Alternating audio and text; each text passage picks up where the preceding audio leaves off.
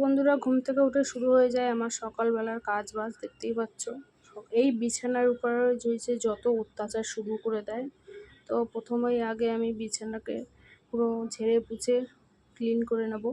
জামাগুলো আমার ছেলে এক এক জায়গায় এক একবার এক একটা রাখবে, কোনো সময় গুছিয়ে একটু ঘরটা রাখতে পারবো না, সব সময় অগোছালোভাবে রাখতেই থাকবে। আর এই বিছানাটার উপরে হয়েছে যত অত্যাচার, সমস্ত অত্যাচার রয়েছে আমার এই বিছানার উপরে।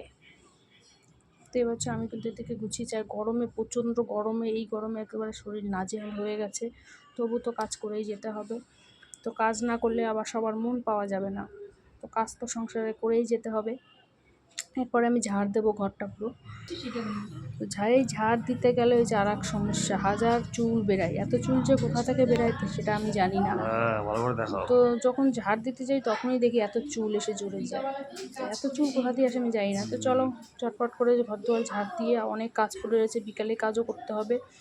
তো ছাদে যেতে হবে। ছাদে গিয়ে আমি চলে এসেছি, ঘর ঝাড় দিয়ে বিছানা ছেড়ে চলে এসেছি ছাদে। দেখতেই পাচ্ছ আমার এই হঠাৎ করে এই গাছটা দেখছি, একটা গাছের ভিতর থেকে ডালটা, কিন্তু এই গাছের ডালটা মরে গেল কেন সেটাই বুঝতে পারলাম না।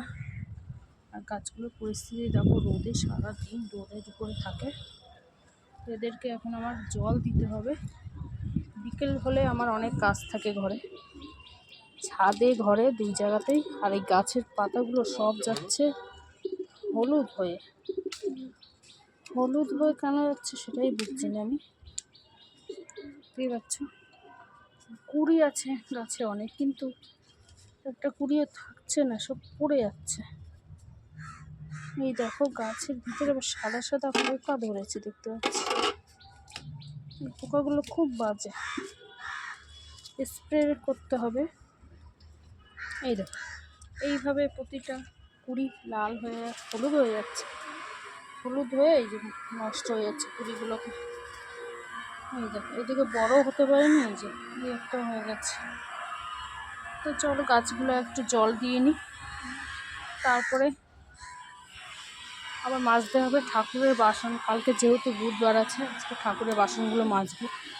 এই জন্য ঠাকুরের বাসনগুলো বুধ আর বৃহস্পতিবার হলে আমার মাথায় তো বড় টেনশন পড়ে যায়, এতগুলো বাসন কোসন মাজতে হয়।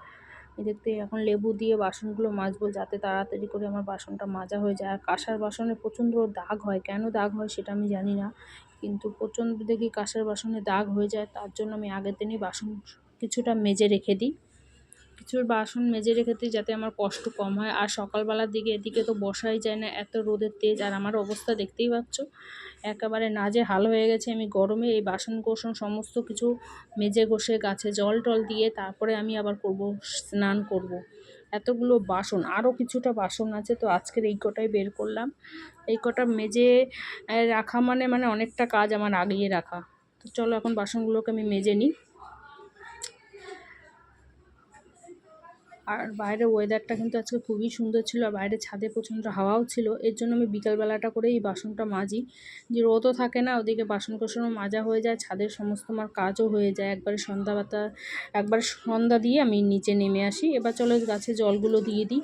গাছের যা অবস্থা হয়েছিল, যে কি বলবো, গাছগুলোকে দেখে আমার খুব মায়া লাগছিল। তো বিকেল হলে প্রতিদিনই সকাল বিকেল দুবেলা কিন্তু রোদ ওঠার আগেই আমি গাছে জল দিই, তবুও গাছগুলো পুরো নেতিয়ে যাচ্ছে। জানি না কতদিন এই গাছগুলোকে আমি বাঁচিয়ে রাখতে পারবো। তো আমার তো খুবই ভালো লাগে গাছ লাগাতে, আর তোমাদের গাছ লাগাতে ভালো লাগে কিনা অবশ্যই তোমরা কমেন্টে জানিও। আমার তো খুব ভালো, আমার ছোট্ট একটা ছাদে। দেখো বন্ধুরা, আমাদের এই জুঁই ফুল গাছটায় কি পরিমাণে কড়ি এসেছে, দেখতেই পাচ্ছ। এখানে অনেক ফুল ফুটেছিল, তো আজকে ঠাকুরের আসনে কিছু ফুল দিয়েছি। ওদিকে দেখো ডালটায় প্রচুর ফুল এসেছে, দেখতেই পাচ্ছ।